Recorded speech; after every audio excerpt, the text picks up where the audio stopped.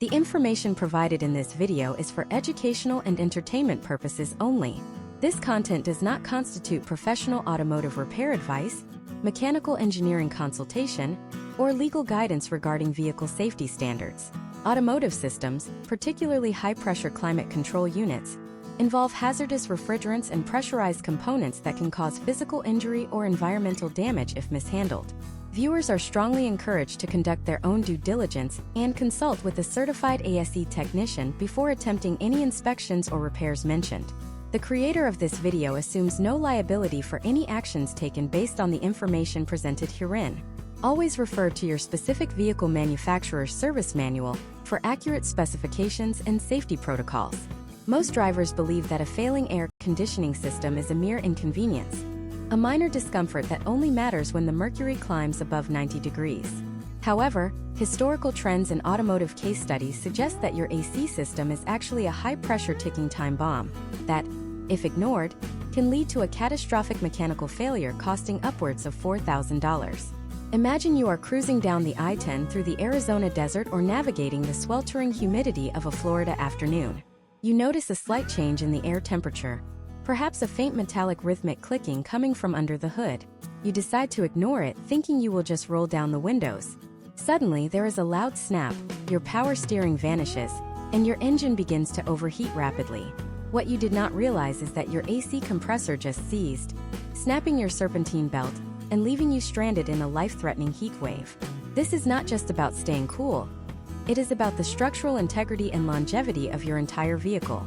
In this comprehensive masterclass, we are going to dive deeper than any surface-level automotive guide has ever gone. We are moving past the basic advice of checking your fuses and into the complex world of thermodynamics, chemical degradation, and mechanical tolerances. By the end of this deep dive, you will possess the technical literacy to identify the 5 critical warning signs of AC failure before they escalate into a total system meltdown. We will explore the potential outcomes of neglected maintenance, analyze case studies of the infamous Black Death in automotive HVAC systems, and provide you with a step-by-step framework to evaluate your vehicle's health. This is about saving your wallet from the predatory pricing of emergency repairs and ensuring that your daily commuter or family SUV remains a reliable sanctuary against the elements. To understand the signs of failure, we must first establish the gravity of the system we are discussing. The modern automotive AC system is a closed-loop environment that operates under extreme pressures, sometimes exceeding 350 pounds per square inch. It relies on a delicate balance of refrigerant, specifically R134A or the newer, more environmentally sensitive R1234YF, and specialized PAG oil. When this balance is disrupted, even by a microscopic amount of moisture or debris, the internal chemistry changes.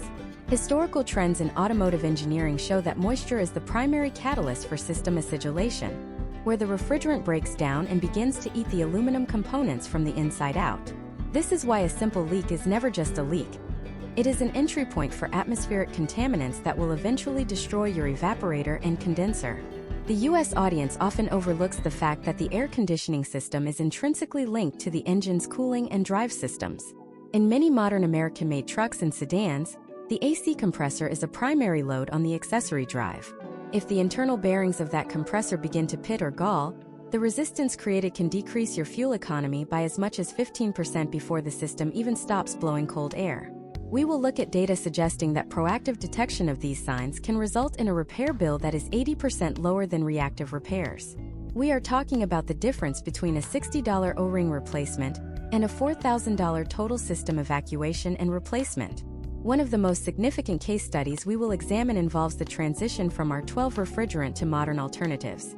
This historical shift highlighted how sensitive these systems are to lubrication. If your oil levels drop due to a slow, undetected leak, your compressor effectively begins to sand itself down. This creates a phenomenon known in the industry as Black Death. Fine metallic shavings circulate through the lines, clogging the expansion valve and embedding themselves into the delicate fins of the condenser. Once this happens, there is no flush that can truly save the system. The potential outcome is a total replacement of every single component that touches the refrigerant. This masterclass is designed to ensure you never become a statistic in those case studies. We are going to break down the physics of the heat exchange process. Your AC does not actually create cold. It removes heat. It is a thermal transport system. When you see the 5 signs we are about to discuss, what you are actually witnessing is the failure of that thermal transport.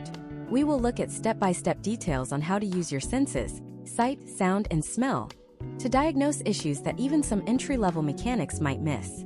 We will discuss the role of the cabin air filter, which is often the most neglected part of the system, and how a $5 part can lead to a $1,000 blower motor failure. The promise of this video is total clarity. We are removing the mystery behind the dashboard. You will learn why your AC might blow cold only while you are driving on the highway but turn warm the moment you hit a stoplight in downtown traffic. You will understand the relationship between your cooling fans and your high side pressure readings. We are going to provide you with the vocabulary and the data points necessary to walk into any repair shop in the country and speak with the authority of someone who knows exactly what is happening under their hood. We will also address the specific challenges faced by drivers in different American climates. The dry heat of the Southwest puts a very different strain on an AC system than the salt-heavy, humid air of the Atlantic coast. Each environment accelerates different types of failure, from the dry rotting of rubber seals to the galvanic corrosion of aluminum lines. We will provide specific examples for each, ensuring that whether you are driving a heavy-duty Ford F-150 in Texas or a compact Tesla in California, the information remains strictly relevant to your experience. This is part 1 of our 10-part series, and we are starting at the very foundation. Before we can identify the signs, we have to respect the machine. The air conditioning system is a feat of engineering that allows us to inhabit regions of this country that would otherwise be nearly unbearable during the summer months. It is a system that requires precision.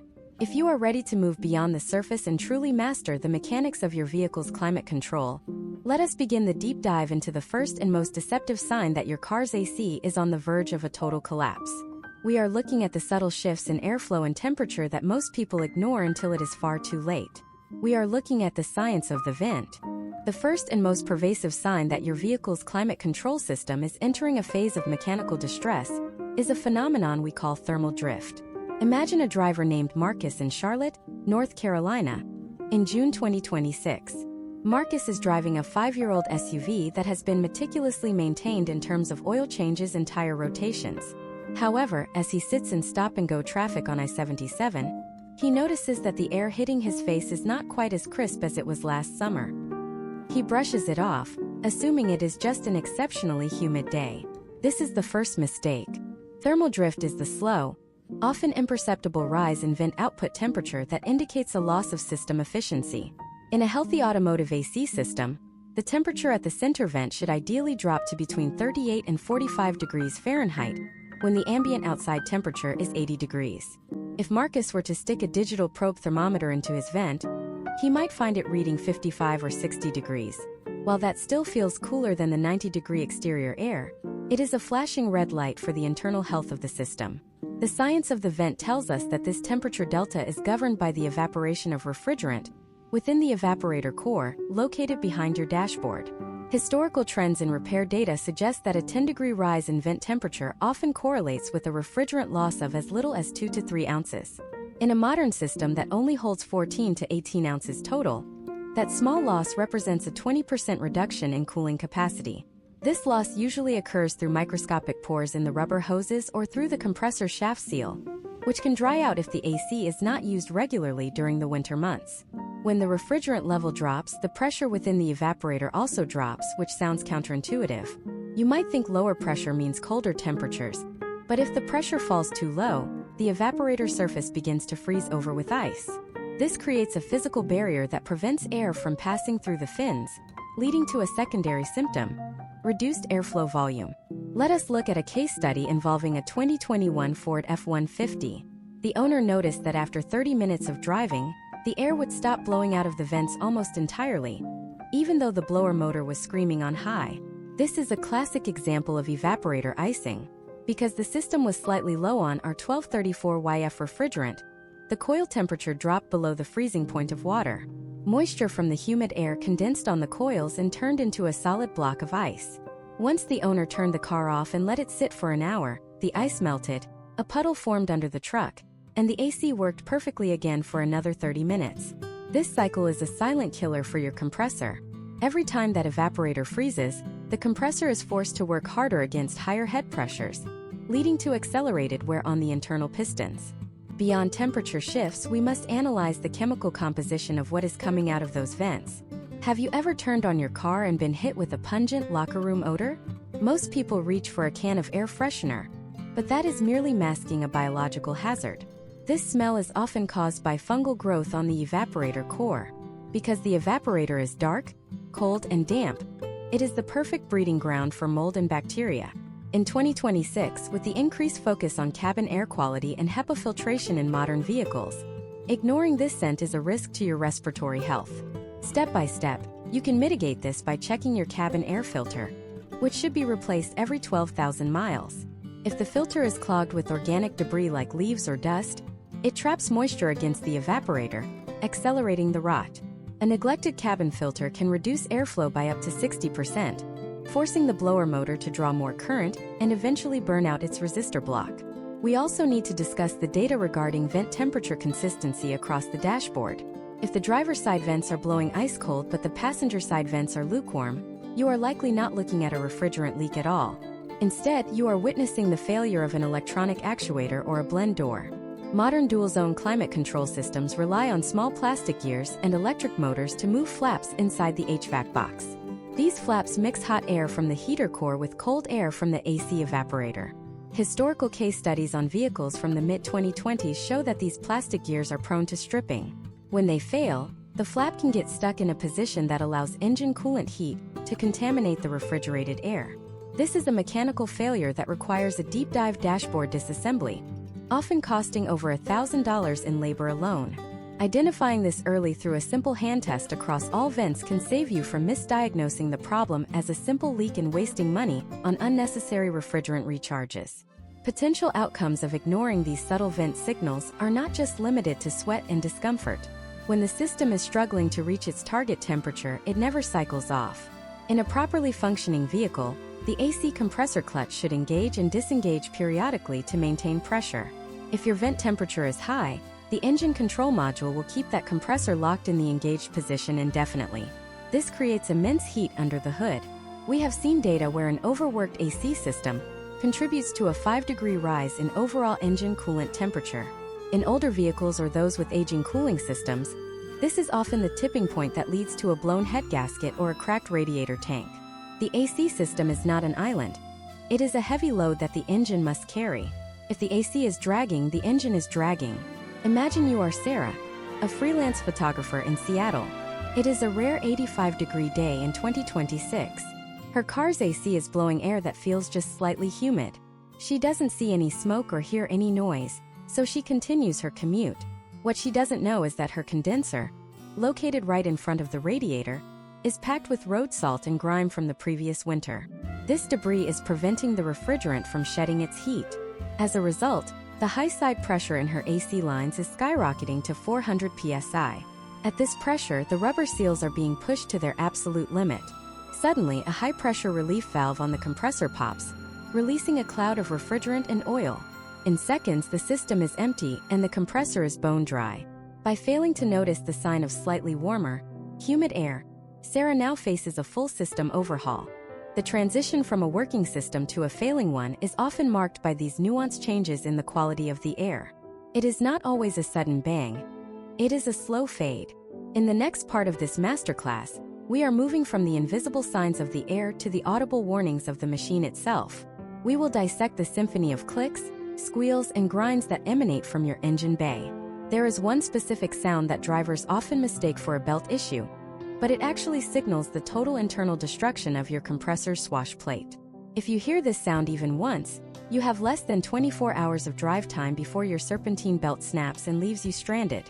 We are going to identify that sound and show you exactly where to look under the hood to confirm your suspicions before the metal shavings begin to fly. When you pop the hood of a modern vehicle in 2026, you are looking at a tightly packed ecosystem of thermal management. The transition from a silent engine bay to one filled with rhythmic mechanical sound is normal, but there is a specific vocabulary of noise that signals the end of your AC system's lifespan. We are moving into the second major sign of failure: auditory red flags. To understand why your car is making these sounds, we have to look at the mechanical architecture of the compressor. Imagine a driver named David in Chicago. It is a brisk morning in April 2026, and as he starts his hybrid sedan, he hears a sharp momentary squeal. It lasts for only a second, so he ignores it. By mid-afternoon, that squeal has turned into a persistent grinding sound that oscillates with the engine's RPM. David is witnessing the physical degradation of the compressor's internal bearings, a failure that historical trends show is one of the most common causes of total system seizure. The most frequent sound you will encounter is the metallic click or clunk when you first engage the AC button. In a healthy system, this is the sound of the electromagnetic clutch pulling the pressure plate into contact with the spinning pulley. This plate must bridge a gap usually measured between 30/100ths and 80/100ths of a millimeter. However, if you hear a rapid-fire clicking like a deck of cards being shuffled, you are likely dealing with a clutch that is failing to stay engaged. This happens when the electromagnetic coil has weakened or the air gap has become too wide due to years of frictional wear. Case studies of high-mileage delivery vehicles in the US show that once this clicking begins, the heat generated by the slipping clutch can reach temperatures high enough to melt the front seal of the compressor. If you notice this sound, the potential outcome of inaction is the total loss of the compressor's ability to hold pressure, leading to an immediate cessation of cooling. Moving deeper into the engine bay, we encounter the high-pitched squeal. This is often misdiagnosed as a simple loose serpentine belt, but in the context of AC failure, it is frequently the sound of a compressor pulley bearing that has lost its lubrication. Automotive compressors are heavy components. They require a significant amount of torque to turn, especially when the system is under high load on a 100-degree day. If the bearing inside the pulley starts to gall or pit, it creates immense resistance. The squeal you hear is the serpentine belt sliding over a pulley that no longer wants to spin freely. In 2026, many vehicles use a stretch-fit belt or a self-tensioning system. If the resistance from a failing AC bearing exceeds the tensioner's limit, the belt will vibrate violently. This creates a secondary rattling sound that can be felt through the steering wheel. Step by step, you can diagnose this by safely observing the belt, while an assistant toggles the AC on and off.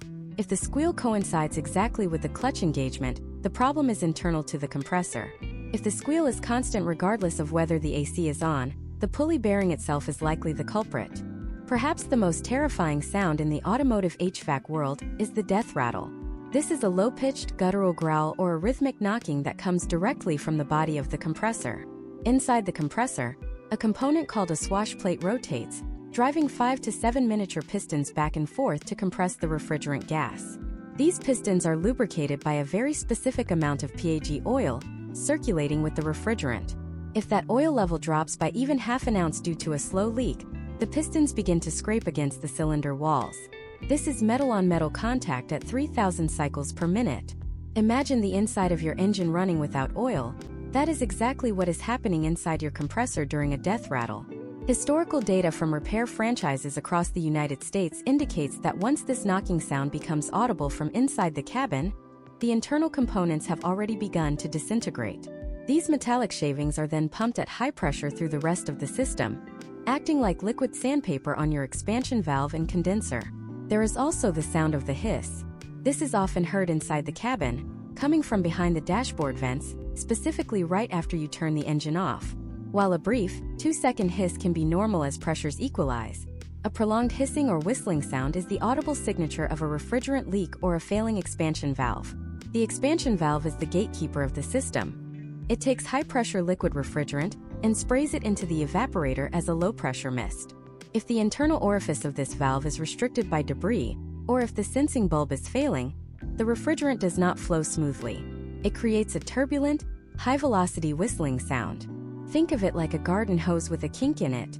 This turbulence reduces the efficiency of the heat exchange, which ties back to the thermal drift we discussed in the previous section. Let us consider a case study of a 2022 SUV in the humid climate of Houston, Texas. The driver reported a whirring noise that sounded like a jet engine taking off every time the AC was on. Upon inspection, it was discovered that the electric cooling fans located behind the radiator were spinning at their maximum emergency speed. Why? Because the AC system was so overpressurized due to a blockage that the car's computer was trying to prevent a literal explosion of the high-pressure lines. The noise wasn't the compressor at all. It was the cooling system screaming for help. This is why a deep dive into sounds is so critical. You have to distinguish between the noise of the component failing and the noise of the vehicle trying to save itself from that failure. To provide even more value, we must discuss the vibration aspect of sound. If your car feels like it is vibrating or shuddering when the AC is at a stoplight, you are experiencing an excessive load on the engine's idle air control system. This is often caused by a compressor that is partially seized.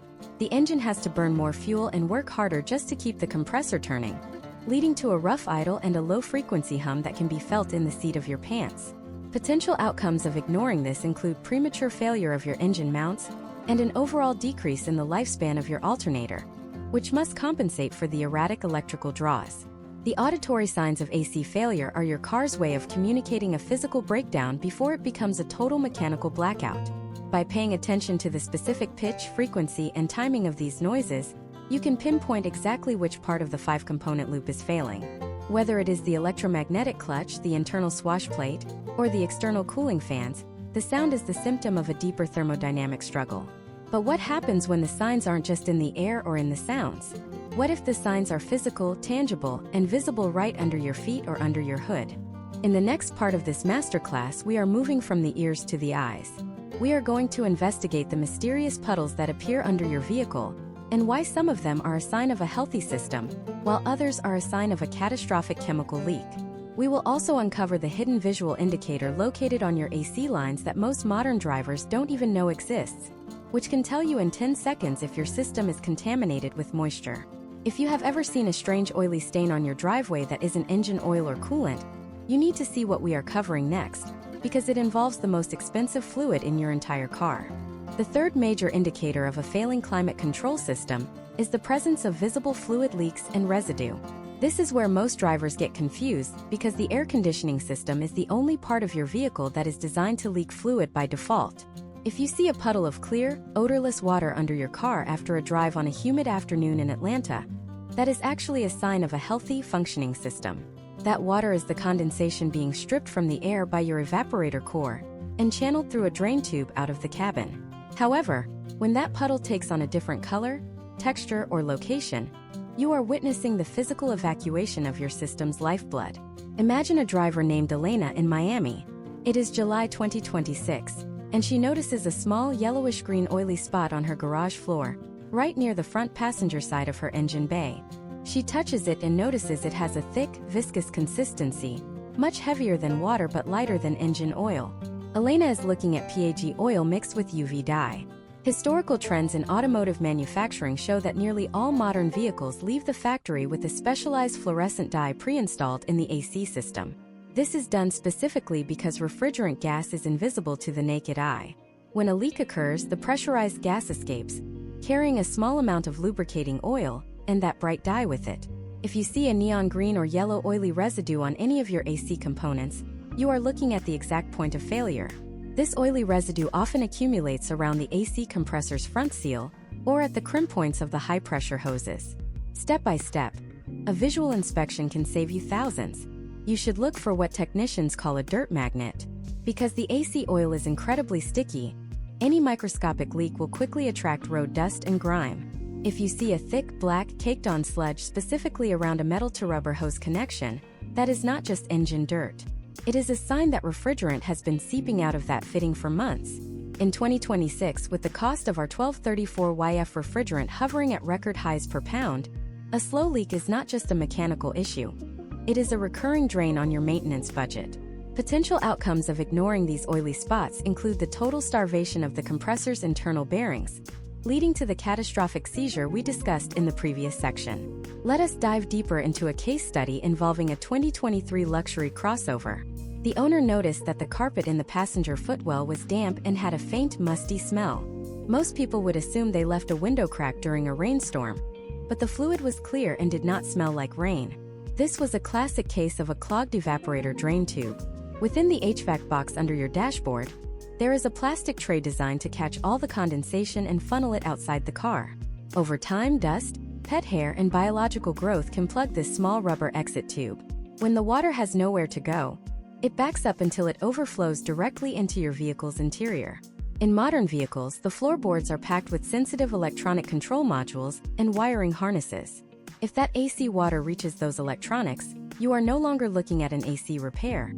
You are looking at a total electrical system failure that can cost upwards of $5,000 to rewire. Another visible sign that requires a deep dive into the engine bay is the condition of the condenser. The condenser looks like a miniature radiator and is positioned at the very front of your car, right behind the grille. Because of its location, it is the first line of defense against road debris.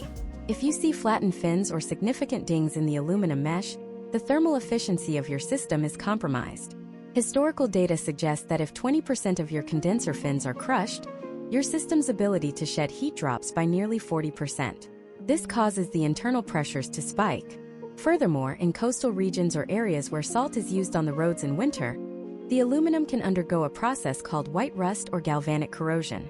If you see a white, powdery substance on the AC lines or the condenser, the metal is literally dissolving.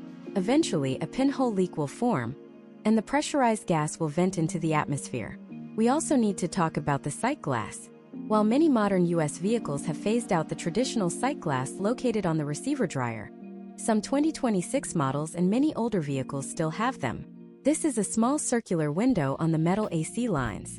If you look through this window while the AC is running and see a stream of bubbles or foam, it is a definitive visual sign that your refrigerant level is low. If the window looks cloudy or streaked with black, you are looking at internal contamination, the dreaded metallic shavings from a dying compressor.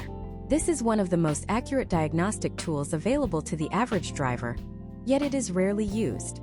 Imagine if you are driving a 2020 pickup truck through the dust storms of West Texas. You notice that your AC is blowing slightly warmer, so you open the hood and see that the entire front of your condenser is covered in a thick layer of dried mud and insects. This is a visible sign of a failure in waiting. Even if there is no leak, a physically blocked condenser prevents the refrigerant from transitioning from a high-pressure gas to a high-pressure liquid. This transition is where the actual cooling happens. Without it, the compressor is just pumping hot air at high pressure, which will eventually blow out the weakest seal in the system. Cleaning your condenser with a low-pressure garden hose is a critical step-by-step maintenance task that can prevent the need for a full system replacement. The visual signs of AC distress are often the most honest. While a sound can be misinterpreted and a temperature change can be subtle, an oily stain or a corroded line is an undeniable piece of evidence. In 2026, with the complexity of hybrid and electric vehicle thermal management systems, where the AC is also used to cool the high-voltage battery pack, a leak is no longer just about your comfort. If a Tesla or a Ford Lightning loses its AC refrigerant, the vehicle may actually disable itself to protect the battery from overheating. The stakes for identifying these visible leaks have never been higher. Potential outcomes of a neglected leak also include the introduction of moisture into the system. Refrigerant oil is hygroscopic, meaning it greedily absorbs water from the air. When water mixes with the chemicals in the AC system, it creates a highly corrosive acid. This acid eats through the copper windings of the compressor's internal motor and dissolves the rubber seals from the inside out. This is why a technician will always insist on replacing the receiver dryer or desiccant bag whenever the system has been opened to the atmosphere. It is the only way to pull that moisture out of the loop. We have covered the air, the sounds, and the visible leaks. But there is a fourth sign that is far more deceptive. It doesn't happen under the hood, and it doesn't make a sound. It happens in the way your car performs on the road. Have you ever noticed your car struggling to accelerate or your fuel gauge dropping faster than usual the moment you turn the AC on? This is not just the normal cost of doing business. It is a sign of a parasitic drag that is killing your engine's efficiency. In the next part, we are going to analyze the relationship between your AC and your engine's power band. We will uncover how a failing AC compressor can trick your transmission into shifting poorly, and why your fuel economy might be the first real warning you get before the system dies entirely. We are going to look at the data that links your MPG to your HVAC. The fourth critical indicator that your automotive climate control system is failing is a sudden, uncharacteristic surge in parasitic engine load. While it is true that every internal combustion engine, and even high-voltage electric motors experience a decrease in efficiency when the air conditioning is engaged, there is a specific threshold of power loss that indicates a mechanical struggle within the AC loop. In a healthy vehicle, the compressor should consume between 3 and 8 horsepower depending on the size of the unit and the ambient temperature. However, historical trends in automotive diagnostics show that when a compressor begins to fail internally, it can draw as much as 15 to 20 horsepower. This is essentially like driving with a small anchor drag behind your car. Imagine a driver named Jackson in Denver, Colorado. It is August 2026, and Jackson is driving his mid-size sedan up a steep mountain pass. He notices that every time the AC compressor cycles on, his car feels like it has hit a wall of headwind. The transmission downshifts aggressively, the engine RPMs spike, and he can feel a rhythmic vibration through the gas pedal. Jackson initially blames the altitude, but the reality is far more technical. His AC compressor is experiencing a phenomenon known as liquid slugging or high internal friction. The pistons inside the compressor are struggling to move against the lack of lubrication or a blockage in the expansion valve. This creates a massive mechanical drag that the engine must overcome just to maintain speed. Historical case studies of fleet vehicles in the United States suggest that an AC system in distress can decrease fuel economy by as much as 25%. If you are tracking your miles per gallon and notice a sudden drop during the summer months that cannot be explained by your driving habits, the AC compressor is the primary suspect. Step by step, you can verify this by using your vehicle's real-time fuel economy display. While idling at a stoplight, toggle the AC button on and off. In a healthy car, the instantaneous fuel consumption should barely move. If you see the idle speed dip sharply and the fuel consumption rate jumps significantly, your compressor is no longer spinning freely. It is becoming a parasite that is slowly draining your vehicle's performance and your wallet.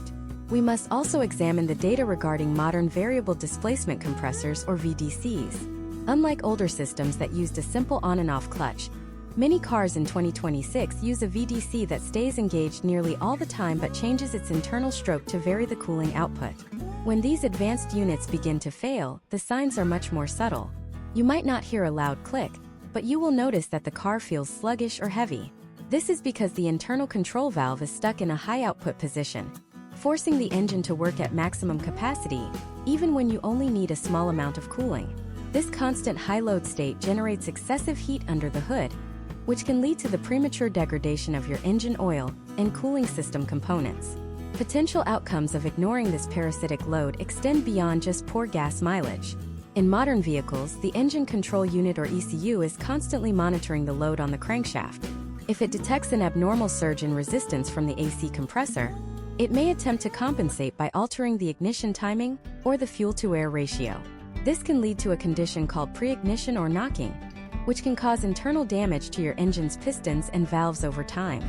In 2026, where engines are smaller, turbocharged, and operating at much higher pressures, this additional stress is something the manufacturer never intended the vehicle to handle for long periods. Let us look at another case study involving a hybrid vehicle in Phoenix, Arizona. In this scenario, the electric AC compressor is powered by the high-voltage battery pack, rather than a belt on the engine. The driver noticed that their electric-only driving range dropped from 40 miles to 25 miles almost overnight. Because the electric compressor was failing and drawing double the expected current to overcome internal resistance, it was literally draining the propulsion battery just to keep the cabin cool. This is a clear example of how AC failure in the modern era has shifted from a mechanical belt issue to a significant energy management crisis. If you are an EV or hybrid owner, your cabin comfort is directly tied to your vehicle's range. A failing AC is a failing battery management strategy. Another step-by-step detail to monitor is the behavior of your transmission. Modern automatic and CVT transmissions are highly sensitive to engine torque output. If your compressor is creating an erratic high-resistance load, it can confuse the transmission shift logic. You might experience what feels like a slipping transmission or a harsh shift precisely when the AC is running. Many drivers in 2026 have spent thousands of dollars on transmission repairs only to find out later that the actual culprit was a failing AC compressor that was destabilizing the engine's power delivery. This is why a holistic approach to vehicle diagnosis is so vital. The systems are more interconnected than ever before. Imagine if you are merging onto a high-speed interstate in a compact car. You need every bit of power your small engine can provide. But because your AC compressor is partially seized, the engine is struggling to reach its power band. This creates a safety hazard. Many modern cars have a wide-open throttle cutout that is supposed to disable the AC during hard acceleration to provide more power. If your compressor is failing, it may stay mechanically locked or create such high friction that even the electronic cutout cannot fully mitigate the drag. This loss of predictable acceleration is a primary sign that your AC system has moved from a maintenance issue to a safety concern. The data also points to the relationship between the AC system and the alternator. When a compressor is struggling, the cooling fans must run at high speed for longer durations to try and shed the excess heat from the condenser. These fans draw a massive amount of electrical current. Historical trends show that vehicles with failing AC systems often experience premature alternator failure and battery drain because the electrical system is constantly at its limit. It is a domino effect. The mechanical struggle of the compressor leads to thermal stress, which leads to electrical strain, which eventually leaves you with a car that won't start on a Monday morning. We have now explored the air quality, the sounds, the visible leaks, and the performance-killing drag. Each of these signs is a chapter in the story of your vehicle's health. However, there is one final sign, the fifth and perhaps most mysterious indicator, that bridges the gap between the mechanical and the digital.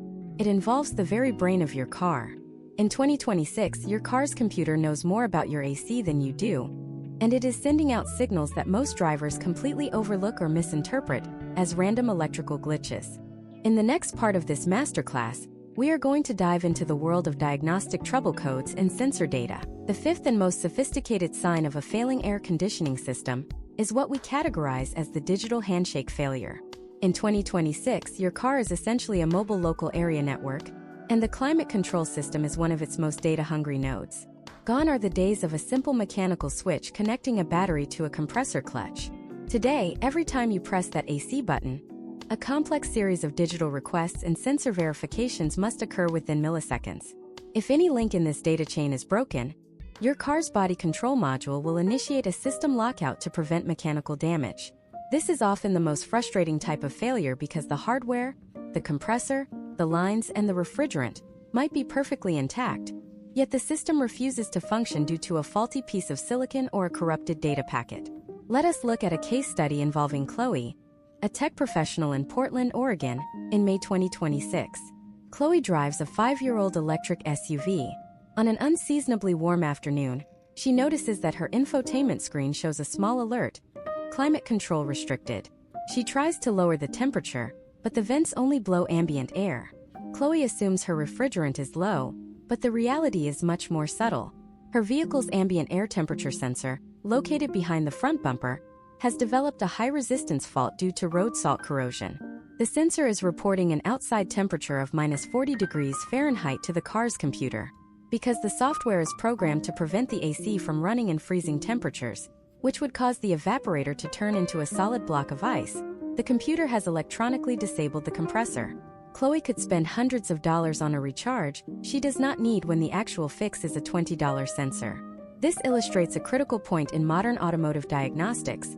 Historical trends show that sensor-related failures now account for nearly 30% of all AC-related service visits in the United States.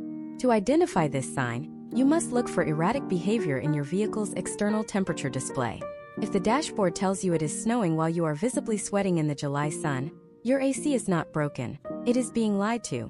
Step by step, you can verify this by checking your car's settings or using a basic OBD2 diagnostic tool to see what the computer thinks the temperature is. If there is a discrepancy of more than 5 degrees between the display and reality, your AC system is likely a victim of digital misinformation. Beyond the external sensors, we have the internal pressure transducers.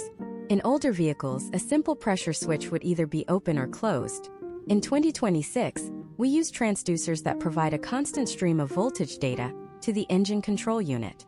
These sensors monitor the high side and low side pressures with extreme precision.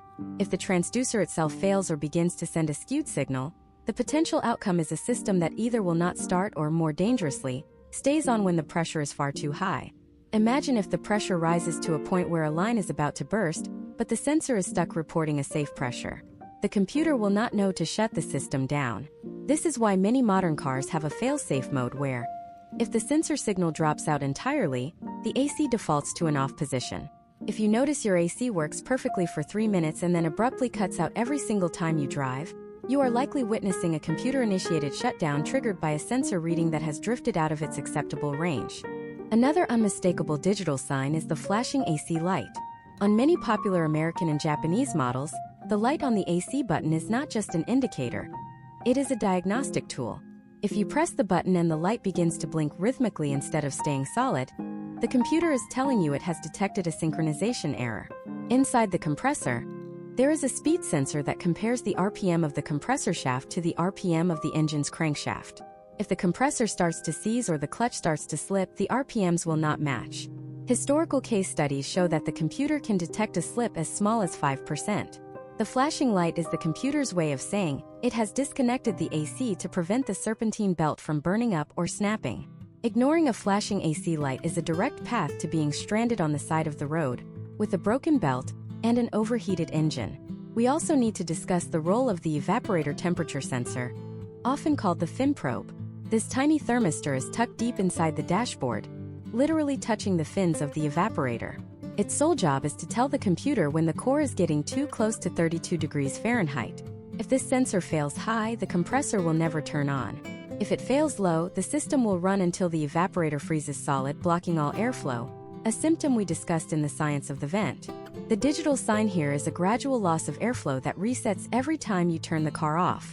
In 2026, diagnosing this involves looking at live data streams.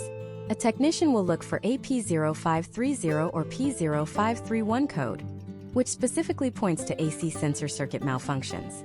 Imagine if your car's AC stopped working not because of a leak, but because your engine's coolant sensor was faulty. In many modern thermal management strategies, the car will sacrifice your cabin comfort to save the engine. If the engine is running slightly hotter than normal, even if it has not reached the red zone on the gauge yet, the ECU will shed the AC load first to reduce the thermal stress on the radiator. This is a prioritized cooling strategy. If your AC cuts out only when you are idling or climbing a hill, the root cause might actually be a cooling fan or a thermostat issue rather than the AC system itself. The AC is the first thing to go when the car's brain senses trouble elsewhere in the powertrain. This intersection of software and hardware is the new frontier of automotive repair. In 2026, you cannot effectively troubleshoot a vehicle without understanding how these modules talk to each other. We have seen cases where a simple software update from the manufacturer was all that was needed to fix an AC system that was behaving erratically. Potential outcomes of misdiagnosing a digital issue as a mechanical one include thousands of dollars in wasted parts and labor. This is why we are providing these step-by-step details, so you can differentiate between a mechanical failure and a digital lockout. As we conclude the analysis of the 5 signs, we have moved from the physical sensation of the air, through the sounds and sights under the hood, into the performance of the engine, and finally into the digital mind of the vehicle. But identifying the signs is only the first half of the battle. The real question is, what do you do once you find them? The path you take next determines whether you spend $50 or $5,000. There is a specific protocol for dealing with these signs that can prevent a minor issue from snowballing into a total loss of the vehicle's value. In the next part of this masterclass, we are going into the laboratory. We are going to look at the chemistry of the refrigerant itself and why mixing the wrong types of oils or refrigerants is the fastest way to kill a modern car. We will uncover the truth about those DIY recharge cans you see at the auto parts store, and why they might be the most dangerous thing you can ever put under your hood. If you think a quick fix from a can is the answer to your AC problems, you need to see the data we have on how those products interact with 2026 climate control systems. We are going to show you exactly what happens to a compressor when it meets the sealants found in those cans. The chemical reality of a 2026 automotive climate control system is far more volatile than the simple mechanical loops of the past. To understand why those colorful DIY recharge cans you find at big box retailers are a gamble with your vehicle's life, we have to look at the molecular level of what is happening inside your lines. Most drivers see a can that promises to fix leaks and cold air in 10 minutes and think of it as a low-risk solution. However, historical trends in the repair industry show that these cans are often the primary cause of a system moving from a minor repair to a total mechanical write-off. The core of the issue lies in the 2 substances that should never be introduced blindly into your car: generic stop leak sealants and unmeasured, low-grade refrigerant. Imagine a driver named Tyler in Austin, Texas. It is June 2026, and Tyler is driving a 2024 hybrid pickup truck. He notices the air is slightly warmer than usual, so he stops at an auto parts store and buys a retail recharge kit. He hooks it up to the low side port, squeezes the trigger, and watches the cheap plastic gauge move into the green zone. For 2 days, the car is freezing cold. Tyler thinks he has outsmarted the dealership. On the 3rd day, however, the AC stops working entirely, and a thick, acrid smoke begins to billow from under his hood. Tyler's potential outcome was not a fixed AC, It was a seized compressor that had been suffocated by the very product he thought would save it. The chemistry of the 2026 system relies on a precise ratio of refrigerant to lubricant. Most modern U.S. vehicles now use R1234YF, a refrigerant that is significantly more expensive and slightly more flammable than the older R134A. This new chemical is designed to break down quickly in the atmosphere to protect the ozone layer. But that same chemical instability makes it incredibly sensitive to contaminants. When Tyler used a DIY can, he introduced a generic all-in-one cocktail of refrigerant, oil, and stop leak. The stop leak chemical is essentially a liquid adhesive that is designed to harden when it comes into contact with moisture or oxygen. Since any system with a leak already has microscopic amounts of atmospheric moisture inside it, the sealant does not just seal the leak. It begins to crystallize inside the expansion valve and the condenser. Within hours, that sealant turned into a sludge that blocked the flow of oil to the compressor. Without oil, the internal swash plate of the compressor reached temperatures exceeding 400 degrees Fahrenheit. The smoke Tyler saw was the internal seals of the compressor melting. Furthermore, because Tyler's truck is a hybrid, his AC compressor is high voltage and electric. These compressors require a specialized, non-conductive polyester or POE oil. Most DIY cans contain standard PG oil, which is highly conductive. By mixing the two, Tyler effectively turned his AC system into an electrical short circuit hazard. Historical case studies have shown that using the wrong oil in a hybrid or EV climate system can lead to a high-voltage isolation fault, which can disable the entire vehicle's powertrain for safety reasons. Step by step, the failure of a DIY recharge happens like this. First, the user overcharges the system because a pressure gauge is an inaccurate way to measure refrigerant. In 2026, we measure refrigerant by mass, usually in grams or ounces, because the relationship between pressure and temperature is nonlinear and changes based on the ambient heat. If you are just 5 ounces over the manufacturer's specification, the liquid refrigerant can migrate into the compressor's suction side. Since liquids cannot be compressed, the compressor tries to squeeze a solid mass, leading to a shattered piston. This is known as hydraulic lock, and it happens in a fraction of a second. Second, the moisture already in the system reacts with the refrigerant to create hydrofluoric acid. This acid is so corrosive that it begins to etch the polished surfaces of the internal bearings. If you look at historical trends of compressor longevity, systems that have been opened to the air or topped off with DIY cans without a proper vacuum pull show a 50% shorter lifespan. The acid eats the protective coating on the evaporator coils, leading to the pinhole leaks we discussed in the visual signs section. You are essentially pouring a slow-acting poison into your car's veins. There is also the issue of air. When you use a retail hose to add refrigerant, you are also pushing the air that was trapped in that hose into your system. Air is a non-condensable gas.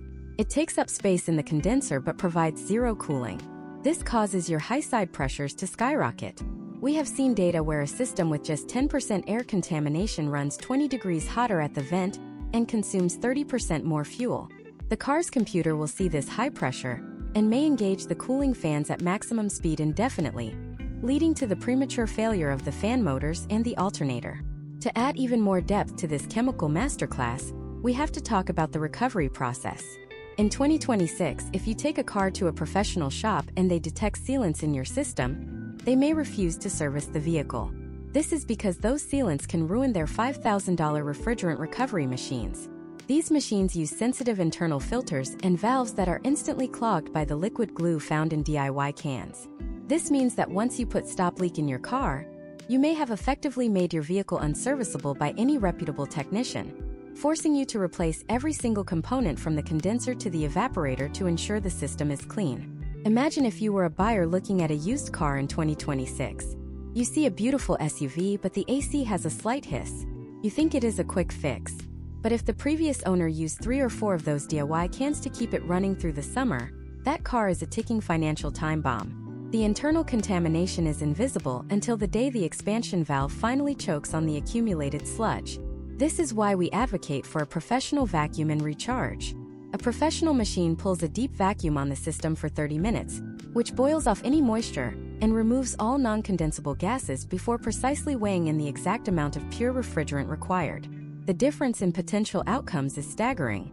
A professional service might cost $250 in 2026. A DIY can cost $60. However, the DIY can carries a 40% historical risk of causing a $2,000 failure within 12 months. When you look at the data, the quick fix is the most expensive path you can take. We are moving away from the era of shade tree mechanics and into an era of chemical precision. Your car's AC is not a tire that you can just pump more air into. It is a high-pressure chemical laboratory that requires absolute purity to function. As we have dissected the chemical dangers and the myth of the quick fix, we have established why the hardware is so vulnerable.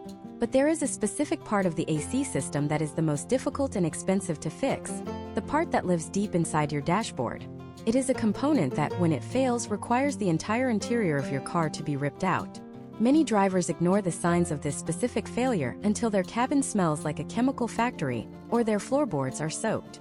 In the next part of this masterclass, we are going to dive into the evaporator nightmare. We will explore why this hidden component is the leading cause of vehicle totals in the secondary market. We will look at the step-by-step labor involved in a dashboard pull and show you the one maintenance habit you can start today that will prevent your evaporator from rotting from the inside out. If you have ever wondered why some AC repairs take 3 days instead of 3 hours, the answer is waiting in Part 8. The evaporator is the hidden ghost of your vehicle's climate control system. While the compressor and condenser live in the high-exposure environment of the engine bay, the evaporator is tucked away in the most inaccessible location possible, deep behind the center of your dashboard, encased in a plastic housing called the HVAC plenum. This component is essentially a miniature aluminum radiator that operates on the principle of phase change. Cold, low-pressure liquid refrigerant flows through its coils, and as the cabin air is blown across these fins, the refrigerant absorbs the heat from the air, boiling into a gas. This is where the magic of cooling happens, but it is also where the most expensive and labor-intensive failures in the automotive world are born. One of the most distinctive signs of an evaporator failure is a phenomenon we call the oily windshield. Imagine a driver named Robert in Seattle, Washington. It is October 2026, and the morning air is crisp. Robert turns on his defroster to clear the light fog on his glass, but instead of the windshield clearing, a thick, hazy film begins to smear across the interior of the glass. He tries to wipe it away with his hand, but it feels greasy and has a distinct chemical odor. This is not moisture. It is atomized PAG oil. When an evaporator develops a microscopic pinhole leak, the pressurized refrigerant and its accompanying lubricating oil spray out into the air box. The blower motor then picks up this oily mist and coats the inside of your windshield and your lungs. Historical trends in automotive repair show that many drivers mistake this for a simple cleaning issue, but it is actually a sign of a ruptured core. Beyond the oily film, there is the sweet scent of failure. Many modern refrigerants, especially R1234YF, which is the standard in 2026, have a very specific, slightly sweet, ether-like smell when they leak in high concentrations. If you step into your car after it has been sitting in the sun, and you are hit with a scent that reminds you of a chemical laboratory or a sickly sweet syrup, you are likely smelling the lifeblood of your AC system. This is a significant health concern. While the industry uses safety protocols to minimize risk, inhaling concentrated refrigerant and oil mist for extended periods is not a potential outcome anyone should accept. This smell often precedes the total loss of cooling by only a few days. Once the leak is large enough for you to smell it, the system's pressure is dropping rapidly. Let us look at a case study involving a 2024 electric sedan.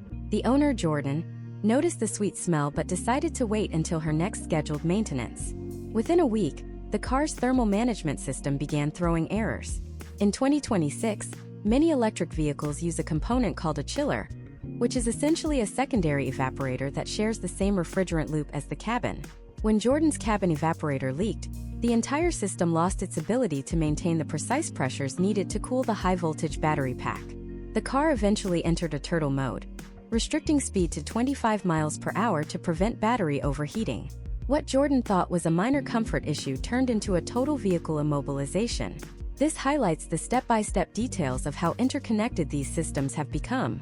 The reason the evaporator is feared by mechanics and owners alike is the sheer complexity of the replacement process. This is known in the industry as the dashboard pull. In a typical US spec vehicle in 2026, the dashboard is not just a piece of plastic. It is a structural and electronic assembly containing multiple airbags, head-up displays, integrated infotainment screens, and miles of fiber optic wiring. To reach the evaporator, a technician must physically remove the steering column, disconnect the passenger side safety systems, and unbolt the entire crosscar beam. Historical case studies show that this single repair can take between 8 and 14 hours of labor. At 2026 labor rates, you are looking at $2,000 to $3,000 in labor alone for a part that may only cost $300. This labor intensity is why identifying the sign of a clogged drain is so vital for prevention. As the evaporator pulls heat from the air, it also pulls moisture, which turns into condensation. This water drips into a tray and out through a rubber tube. If this tube becomes clogged with dust or organic debris, the water sits in the tray, creating a stagnant pool.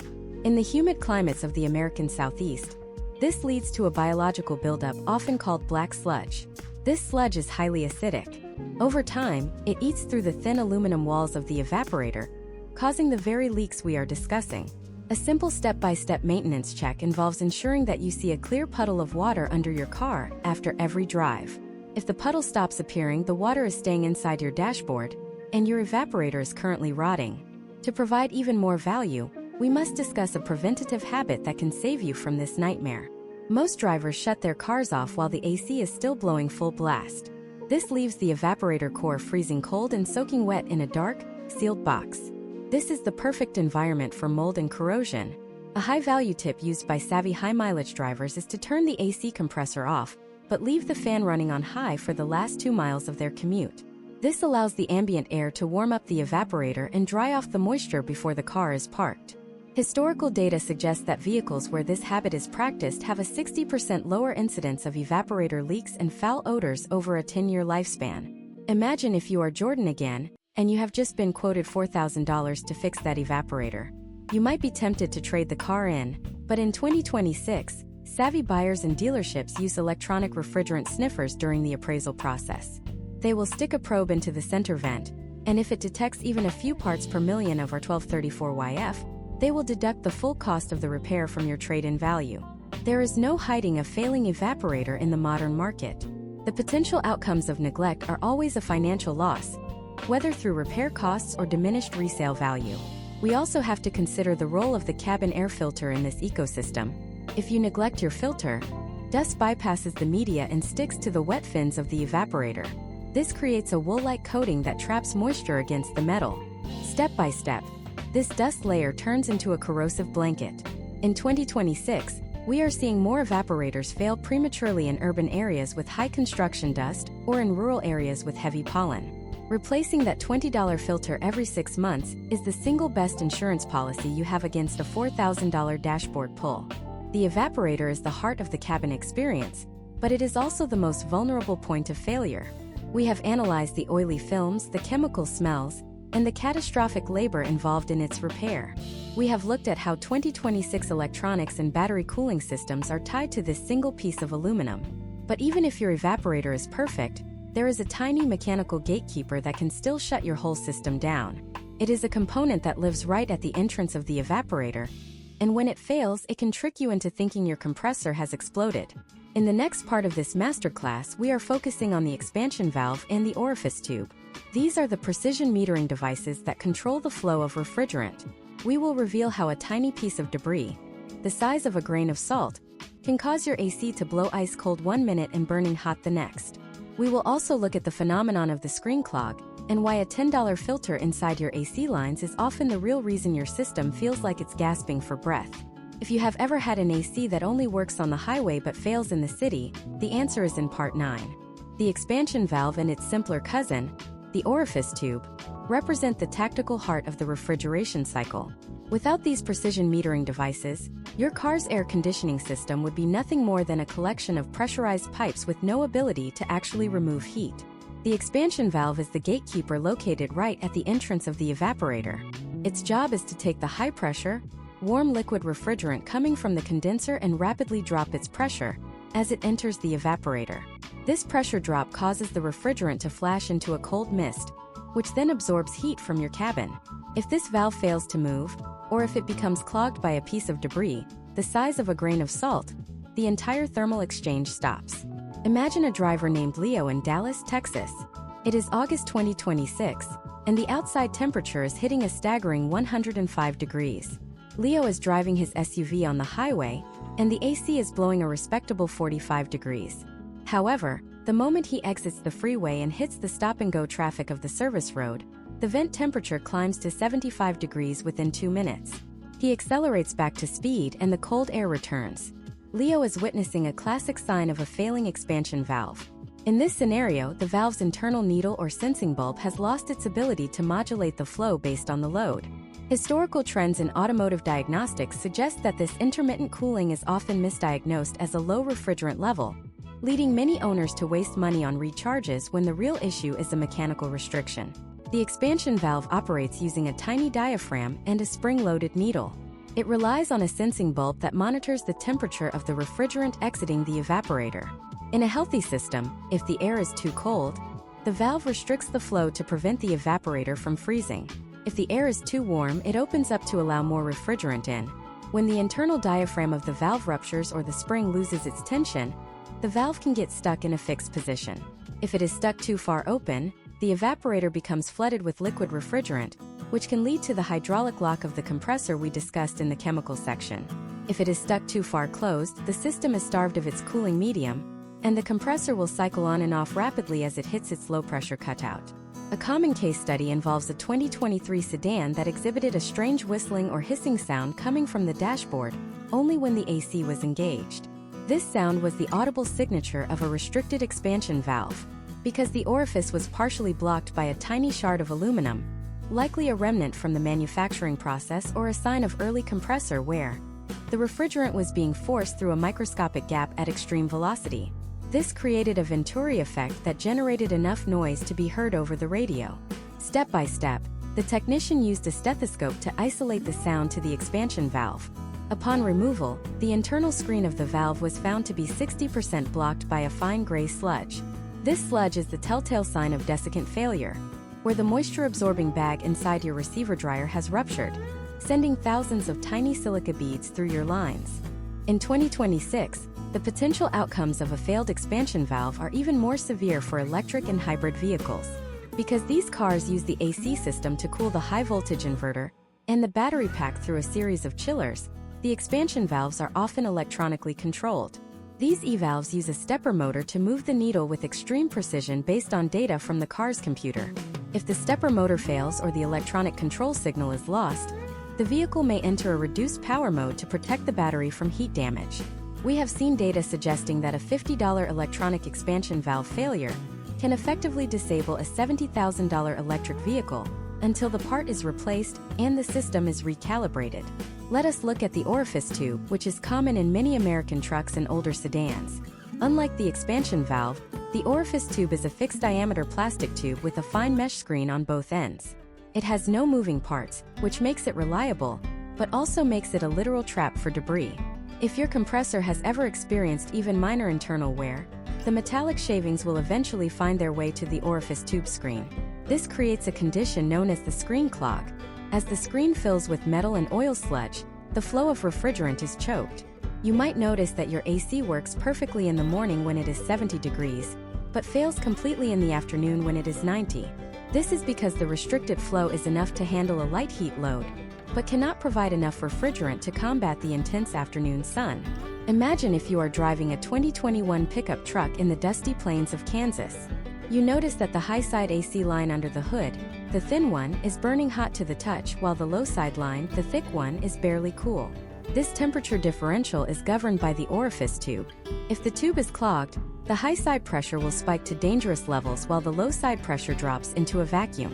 This pressure imbalance is a primary sign of a restriction. Historical trends show that many DIYers will see the low-side pressure in a vacuum and think the system is empty, adding more refrigerant. This is a catastrophic mistake. Adding refrigerant to a restricted system will only drive the high-side pressure even higher, eventually blowing out the compressor's high-pressure relief valve or bursting a hose. To provide deep dive value, we must discuss the procedure for checking an expansion valve. A professional technician will use a set of manifold gauges to watch how the needles react when the system is engaged. If the low-side needle drops almost to zero and stays there while the high side remains steady or climbs, they know they are looking at a blockage. They will then perform a touch test. If the line is freezing cold before it even enters the evaporator, the expansion valve is likely stuck open. If the line is warm all the way to the firewall, it is stuck closed. These step-by-step physical checks are the only way to differentiate between a simple leak and a complex internal restriction. Potential outcomes of a neglected expansion valve failure include the total destruction of the compressor. Because the refrigerant also carries the lubricating oil, a blockage at the expansion valve means that oil is no longer returning to the compressor. The compressor is effectively left running dry, while it continues to try and pump gas against a brick wall. This is how a $100 valve turns into a $3,000 total system replacement. In 2026, where efficiency is the primary metric for vehicle performance, a restricted valve can also cause your cooling fans to run at maximum speed for your entire drive, leading to the premature failure of the fan motors and a significant decrease in your vehicle's range or fuel economy. The expansion valve is the unsung regulator of your comfort. It is the component that balances the physics of thermodynamics with the mechanical limits of your vehicle. We have explored the intermittent cooling, the auditory whistles, the screen clogs, and the electronic failures of 2026 systems. We have seen how a tiny piece of debris can bring an entire SUV to its knees. But there is one final piece of the puzzle.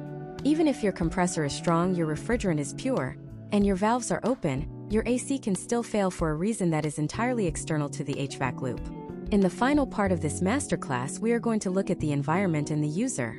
We will uncover the 3 most common driver mistakes that kill AC systems, and the one external factor that causes more AC failures in the United States than all other mechanical issues combined. We will provide a comprehensive maintenance checklist that you can use to extend the life of your system by years.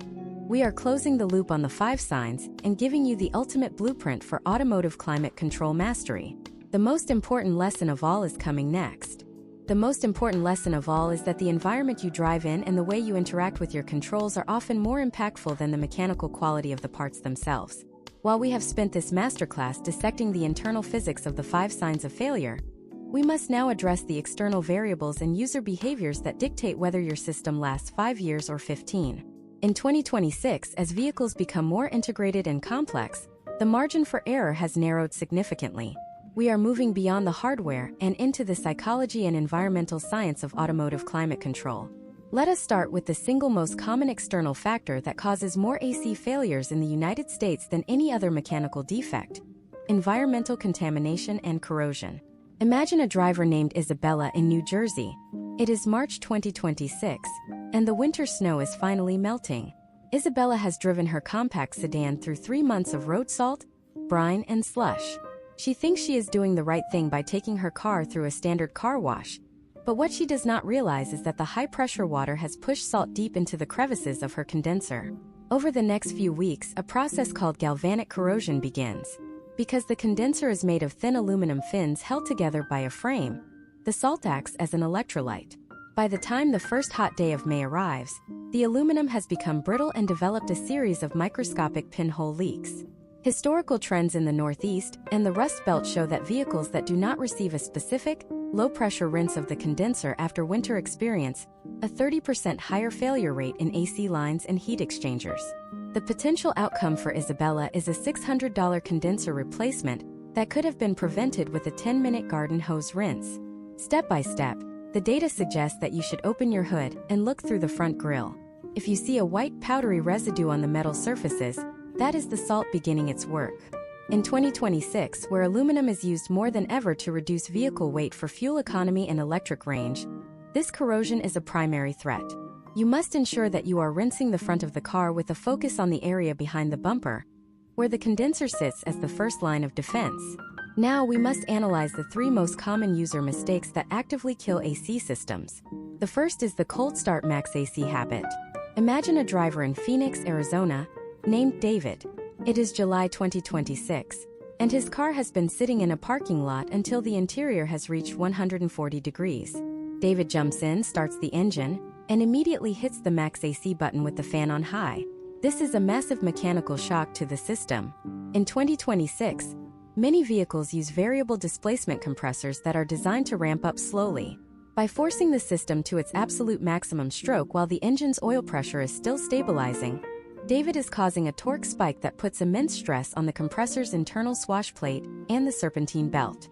Historical case studies suggest that allowing the car to run for just 60 seconds with the windows down and the fan on fresh air mode, before engaging the compressor, can reduce initial mechanical wear by as much as 15%.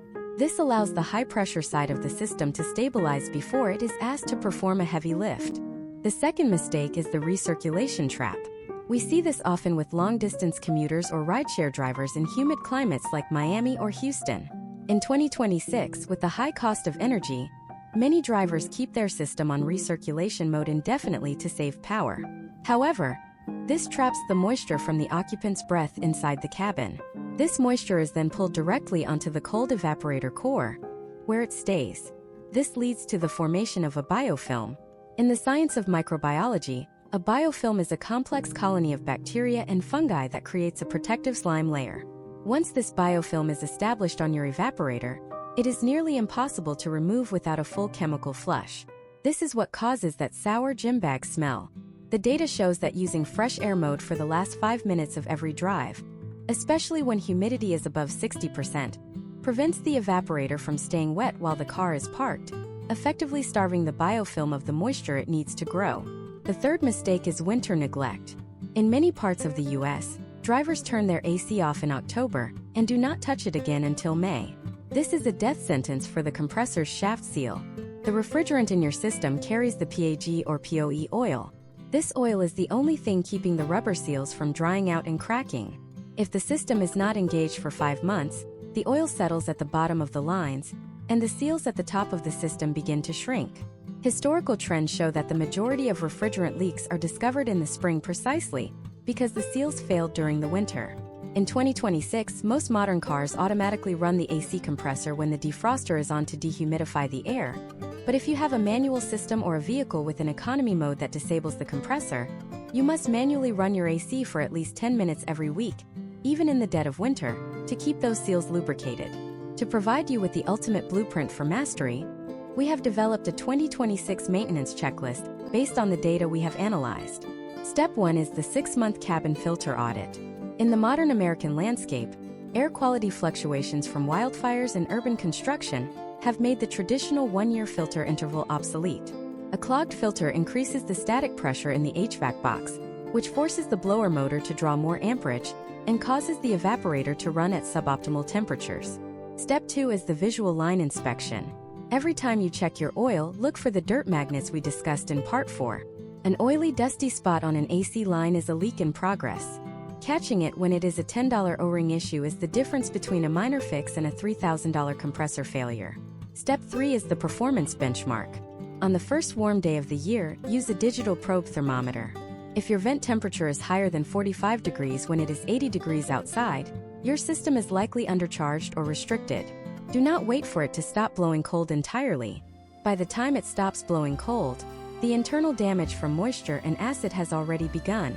Historical data from 2026 indicates that early intervention in a slow leak saves an average of $2,000 in secondary component failures. Finally, we must address the integration of the AC with the 2026 electric vehicle ecosystem. In an EV, your AC is your radiator. If the AC fails, the battery cannot be effectively cooled during DC fast charging. This means your charging speeds will be throttled, and your battery's long-term health will be compromised. The potential outcomes of neglecting an AC issue in an EV are far more severe than in an internal combustion car. You are not just losing comfort, you are losing the core functionality of your powertrain.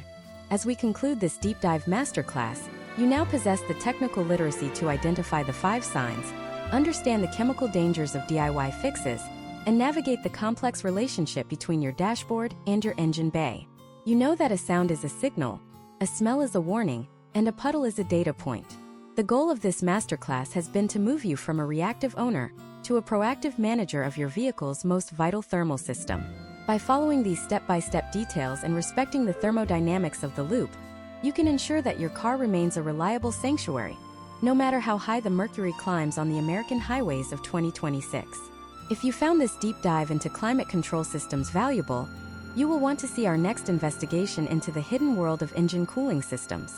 We are going to look at the new 2026 coolant formulations and why using the wrong color fluid can result in a chemical reaction that turns your radiator into a block of solid jelly in less than 1,000 miles. We are moving from the air you breathe to the fluid that keeps your engine alive.